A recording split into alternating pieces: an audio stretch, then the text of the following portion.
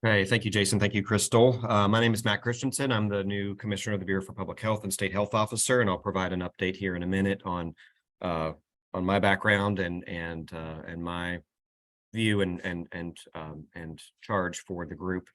But first, we need to do a roll call and an introduction of any new members that are present. So I'll hand that off to Jason.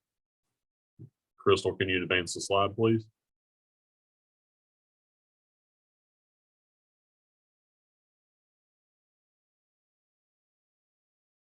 All right. Dr. Christensen. Present. What it looks like right now, Dr. Eskew. Here. Mike Smith. Here. And Mike Smith is a representative of the state police. Joe Deegan. Here. Dr. Kahn. Here. Dr. Baglianti. Here. Jesse Forbes.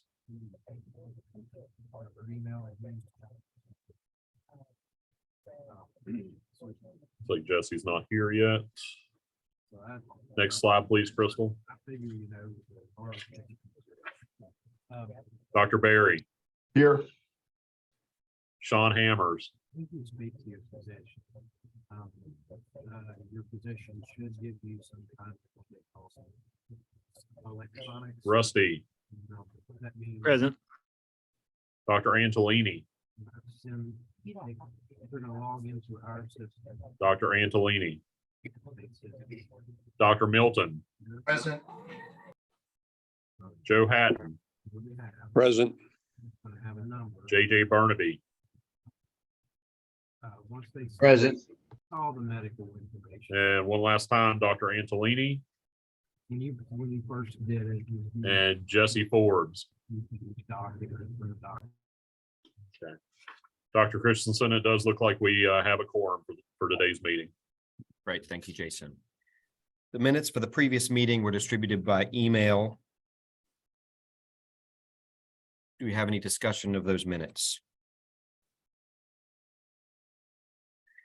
Hearing none, we do need to approve those minutes. Do we have a motion? So moved.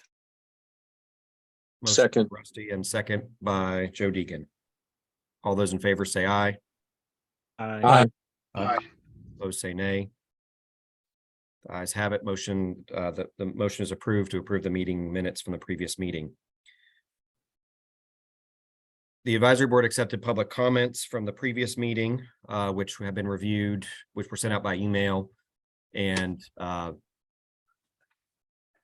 the majority of the comments were in opposition to a discussion on a THC cap of 10%.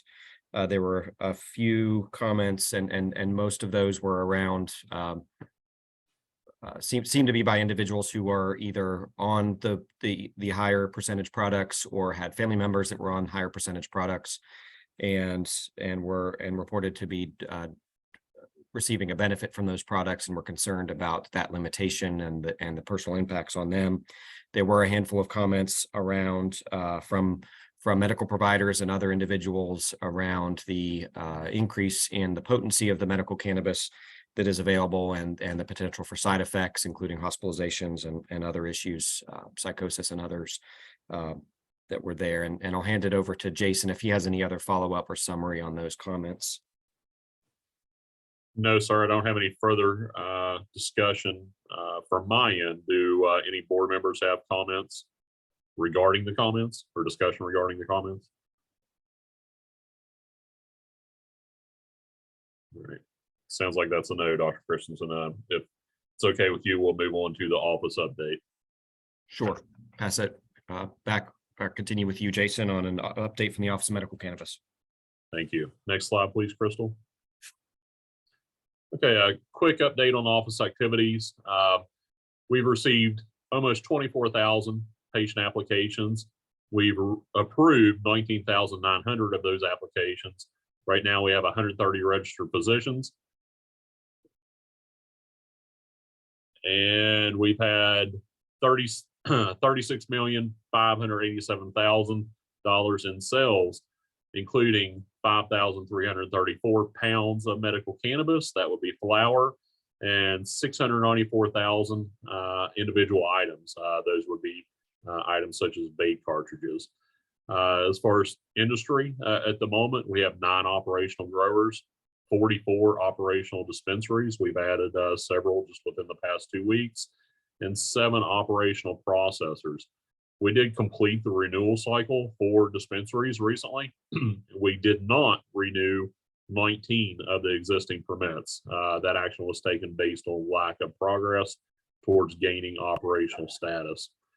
Right now, there are just short of 22,000 cannabis plants growing in the state of West Virginia. Any questions about that office update?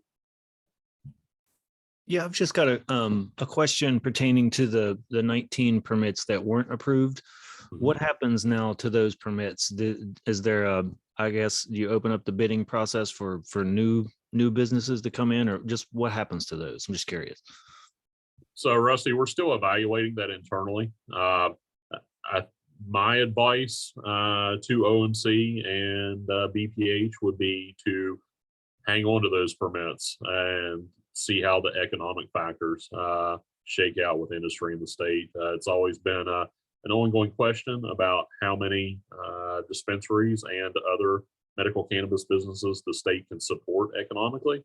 And I think we still don't have the answer to that. However, we may have a better picture in the future. Thank you. Appreciate it.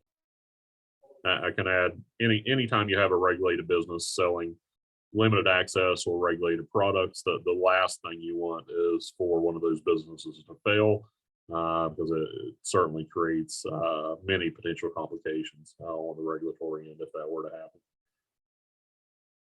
Gotcha. Any other questions? Next slide, please, Crystal. Okay, just an update on office leadership. I will be leaving the Office of Medical Cannabis tomorrow, actually. However, I will still be within the Bureau for Public Health. Crystal Lowe will be taking over leadership of the office in an interim role as director while BPH searches for a permanent replacement. Next slide, please, Crystal. Next up, we'll give a legislative update. As typical, there were many medical cannabis related bills and also recreational cannabis related bills introduced to the legislature this year. However, there was no completed legislation related to cannabis in this year's session. 2 of the bills did make it to committee, so there was some movement there. Both those bills were related to CSAP. SB 521 included adding medical cannabis to the CSAP system, but combined that with making edibles legal for retail sale. Again, made it to committee, but did not make it to the Senate floor for vote. HB 2756, was a standalone CSAP bill that did pass a House committee, but it had another reference within the House and was not taken up by that committee. So again, did not make it to the House floor for vote. Any questions about legislative activity for 2023? I don't have a question, but I do think it's important to mention that Senate Bill 220, the Industrial Hemp Development Act, did pass, as well as Senate Bill 546 that put the Delta 8 and Delta 10s and the cannabinoids that are derived from industrial hemp. It put those products on the schedule, and the Industrial Hemp Development Act was designed to regulate those products. Put an age restriction of 21 years old to purchase those products, and there's some pretty heavy regulatory parameters that producers and retailers are going to have to adhere to. And I just think it's although it's not medical cannabis, I do think it's relevant to this conversation just because there are a lot of folks who are using those Delta products. And I think that, we've heard with Dr. Husted and a few folks that have spoken out about people showing up, in the emergency room with, too much THC in their system. And oftentimes those are those Delta products. And I do think it's important that, we acknowledge the fact that the legislature has taken a pretty big step in trying to regulate those and rein in that problem. So just want to throw that out there. Thank you, Rusty. From our perspective, OMC tries to maintain a hard separation between the medical cannabis product line and hemp-derived products, just because they're so similar physically, and we've always been concerned about confusion between those two product lines and their respective surrounding regulations. Thank you for pointing that out. Any other legislative comments from board members? That actually is related to non-naturally occurring hemp products or synthetics, essentially. It's not actually hemp products, it's mislabeled, but that's all right. It's the non-naturally occurring products. Thank you, Mr. Hatton. Any other comments?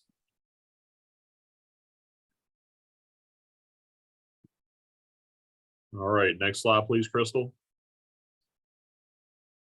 I'll turn it back over to Dr. Christensen to give an update on his background and his future goals and priorities as chair of MCAB. Sure. Thank you, Jason. And want to thank you for all the great work that you've done in getting the Office of Medical Cannabis stood up and navigating this, what has been at times and continues to be a very difficult issue and complicated issue. And it's something that you've navigated very well and tried to help us thread the needle here at the Bureau and making sure that we're implementing the law with the least harm and the most benefit. So thank you, Jason, for your ongoing contribution to the office. Thank you. My background is in family medicine and addiction medicine, as I've met many of you as the director of the Office of Drug Control Policy, which I transitioned up here to the Bureau as the Commissioner for Bureau for Public Health and State Health Officer in early mid-January. And as a clinician, I've taken care of patients who have had problems with cannabis and who have had cannabis use disorder. I've also taken care of patients who have derived medical benefit and have had some improvements in their life from cannabis. And so I acknowledge the difficulty of Jason's position of the office director, as well as the Medical Cannabis Advisory Board's position around coming up with recommendations to try to best navigate this for the citizens of West Virginia. And that's really my view on the role of the advisory board is helping us understand from your varied perspectives what you're seeing on the ground and helping us understand and provide some backing to some of these really difficult questions of, how do we best ensure that those that are deriving benefit from medical cannabis are able to do so? Well, how do we protect the most vulnerable from impacts of diverted or misused or even appropriately used medical cannabis products that end up causing problems for particular individuals, whether that's hyperemesis or psychosis issues or worsened anxiety or insomnia, whatever it may be. As the Office of Medical Cannabis is in the Bureau for Public Health, I want to reiterate that our job in the Bureau for Public Health is advancing public health first and foremost, and that's our goal in the Bureau, at the Office of Medical Cannabis, and as the advisory board, is to have public health and the health outcomes of the individuals in our state as our North Star when these difficult questions come up. And we have to use evidence to understand what the impacts of, whether good or bad, of medical cannabis are on particular patients, on communities, towns, society in general. And there is a lot of evidence, despite the fact that there have been some limitations and significant limitations here in the United States on research on cannabis and cannabis-based products for a long time. There are many studies from other countries. There are studies from other states now that there has been recreational and medicinal cannabis legalized for decades now. And now we have evidence from our state that we can draw on to look at the impacts of this program and help us issue the best recommendations going forward. I have some specific concerns that I would like to put out before the board with regards to how we prevent youth use and diversion to youth. We've seen just in the past couple weeks, I've seen and gotten notice from boards of education about students that are using vape products. And again, the source is always a question, but vape related THC products that have resulted in emergency visits. We've seen an uptick in some emergency department visits and certainly in some psychiatric facility visits that involve cannabis use. And so that piece is something that I think is certainly should be an area of consensus in how we protect our kids from all substance use, whether it's nicotine, tobacco, alcohol, or in this case, cannabis that is inappropriately diverted or used. And then the other one is really the building evidence around the importance of counseling pregnant mothers on the risk of cannabis exposure to developing fetuses. And that's something that has become much more apparent over the past 5 years or so. That evidence wasn't quite as clear or concise. Even 5 years ago, there was a whole lot more debate about this in the medical community, but it is becoming much more clear that that is an issue. And unfortunately, that is not, as I have seen, not commonly understood about the building consensus in the medical community about that risk. And so those are two areas that I really think that the Medical Cannabis Advisory Board could help me as the commissioner and advising me as the commissioner of public health in directing the Office of Medical Cannabis to help us understand better how we can prevent some of those inadvertent or untoward side effects of this process that we've built. But look forward to working with all of you on this, and certainly happy to hear any comments or suggestions about that direction and any feedback that you have for me.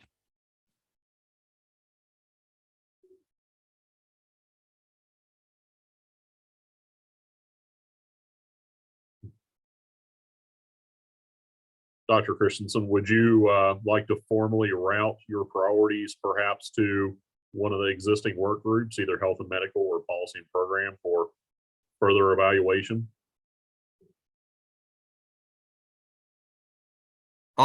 Since this is my first meeting, I'll defer that to the group as to where you all think that's best held, or to you, Jason, as the previously been involved in this group. It sounds to me that the health group might be the most appropriate to take that one up, but we'll defer to the experience of the group if there are other dissenting opinions on that.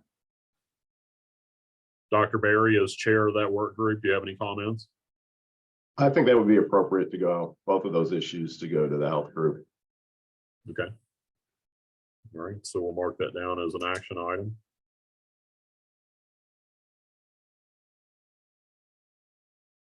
All right. Is there any further discussion regarding future priorities of the board after the summary Dr. Christensen just gave and the routing of his priorities to the health and medical work group? Jason, Clark, Milton. I think those are two great points, diversion and gravid females. But I think the diversion issue in our youth may be better spread across a couple committees than just the health side, health care subcommittee. I think that's a major issue. The historical challenges that we've had with vape-related lung disease and some contaminants, but more so in the youth being exposed to that. So I just think that may be more, that subject can be better handled through multiple subcommittees or subgroups. Just a thought. Okay. Any further comments? After hearing that, it may be worth, if we're trying to think about division of labor, then it may be worth the health work group to deal with the pregnancy issues related to medical cannabis, and then maybe let the other work group then begin doing some work on youth prevention and diversion. Okay. Unfortunately, the work group chair for policy and programs not here today, but Rusty, Joe, you're longstanding members of that work group. Do you feel like you guys would be willing to take up diversion for some discussion? Yeah, definitely. I think it makes sense. I agree. I think that would work. All right, perfect. So we'll split those action items between the two existing work groups. OMC will facilitate getting those meetings scheduled, and then the work groups can report back at the next main meeting of the advisory board. Any further discussion on general items from the members or Dr. Christensen, the chair? No, just a quick welcome, Dr. Christensen, to the mix. Glad to have you here and sad to see you go, Jason. Thank you, Russ. Thanks, Rusty. So hearing no other discussion, we'll move on to Medical Cannabis Advisory Board schedule and structure with Jason. Okay. Actually, Dr. Christensen, if you're okay with it, we actually have public comment next. Okay, sounds good. So we'll move on to public comment. Still you, not off the hook yet. Thank you. All right, so we'll handle this the same way as typical. Each member of the public will have 2 minutes to make their comments. The way we'll get you in line for that is please place your name in the chat function, and we'll call on you one by one. So again, if you wish to comment live on the meeting right now, please place your name in the chat.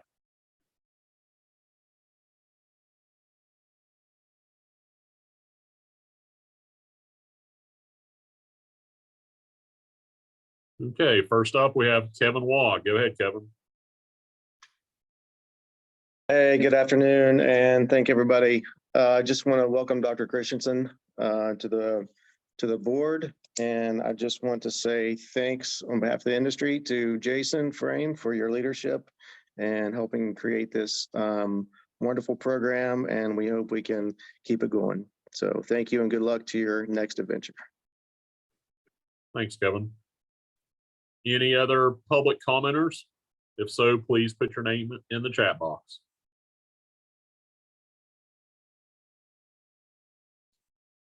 Okay, next up we have Chet Watts. Go ahead, Chet.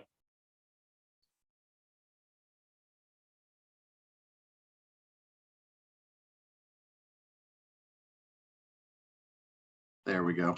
Hey, folks, thanks for having me. I had more of a question than a comment in regards to diversion policies for underage patients. Are we planning on actively working with any of the dispensaries or any of the industry professionals on how we could kind of work together to make sure that this is effective? So I think I could speak to this a little bit. Since these discussions and new topics for the board are just being set forth, I think ultimately that will be up to the work group membership and ultimately the board membership. But I can say that definitely the board and work groups within have always been receptive to any input, whether it be from industry or the public. So I'm sure that's something the work group chairs and the larger board will look at in the future. Okay, thank you, Jason. I appreciate it. And if I could just kind of reiterate the importance of that to make sure that we're involving stakeholders and thinking about law enforcement partners, thinking about school systems, certainly dispensaries, so certifying physicians and others that might have input that we might not be thinking of. That's critically important. So it's a good point, Jay. Yeah, and I just want to throw in, although I'm not the chair of the policy and procedures work group, I will say we've always been very receptive to opening the floor anytime we have discussions to to industry folks or patients, anybody who is going to be affected by the topic of discussion. So try to always make sure we put that information out on social media and let people know when the meetings are happening. And we welcome participation in the discussion. Thanks, Rusty. Any other public commenters? Again, please place your name in the chat box.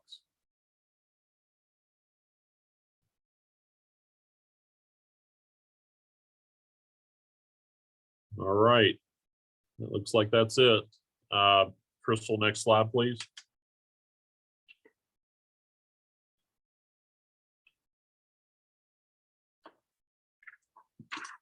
So we already have 2 action items. Again, discussion of use during pregnancy with Dr. Berry's work group and discussion of diversion related topics with Mr. Forbes's work group. Are there any other action items the board wishes to bring up?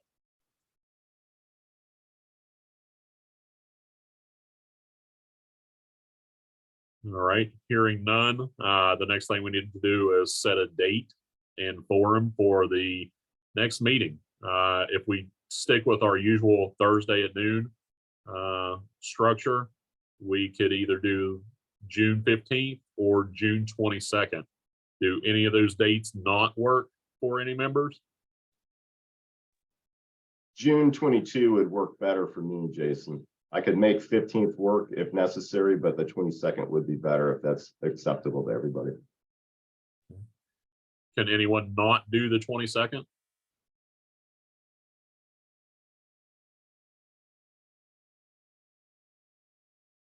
All right, hearing none, I think it would be best to go with June 22nd.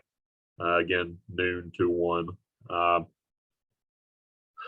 Any other topics for discussion, any board members or the chair want to bring up before we close?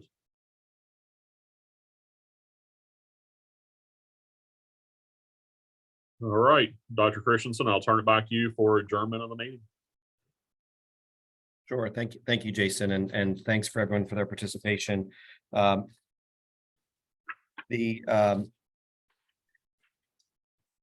find my notes here real quick. Sorry. So again, as the new chair of the board, I want to thank you for all of your involvement. I encourage any feedback that you all have for us on topics that we need to address at these meetings. Please bring those up to Jason or Crystal or my attention to be able to get on the agenda. This is an incredibly important issue for the state to make sure that we are doing this balancing act and doing it well, which is, as I stated, making sure that those that derive some benefit from these products are able to get them, and with as few loopholes or hoops to jump through as possible, while also protecting individuals that are vulnerable to either misuse or addiction, and protecting them from the negative impacts of products that might not be used as indicated. And so I want to thank everyone for your contributions to this process and all the work that has gone before me. So with that, any other items for discussion for the group? Dr. Christensen, I do want to take a minute to point out, as always, the board will accept written public comment. If anyone would like to submit written public comment, please do so by emailing medcanwv@wv.gov, and we'll accept those public comments until April 15th, and then transfer them to the board members.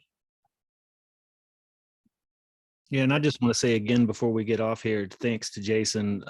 When this program was initially passed by the legislature, I mean, the way that I looked at it, they basically handed you a garbage sandwich and you were the man tasked with making it taste good. And, I just admire your resolve and the way you've handled this, navigating all the hoops that have been in your way in the path. And I really appreciate your dedication to getting this program implemented. So again, just thanks for everything you've done for the patients of West Virginia. Thanks, Rusty. Jason, Joe Deegan, I want to reiterate what, Rusty, you've been very dedicated and responsive, and you've done a fantastic job with all the mechanics of setting up meetings and being patient with us on, on some of the calls. And I think you've been a great leader with the whole process. Thank you. Thanks, Joe. I appreciate all the participation from the members over the years.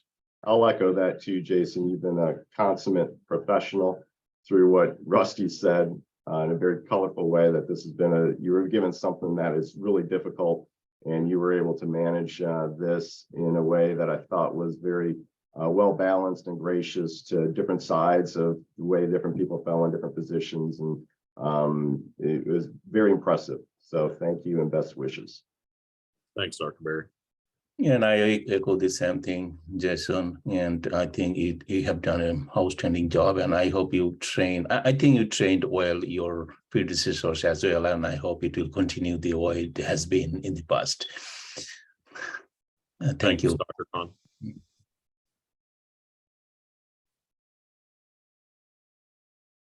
All right. Again, back to you, Dr. Christensen, to conclude the meeting. Okay, do we have a motion to adjourn? I'll move. Second. Moved by Rusty, second by Dr. Berry. All those in favor say aye. Aye. Opposed, say nay. Meeting is adjourned. Thank you all. Thank you. Thank you.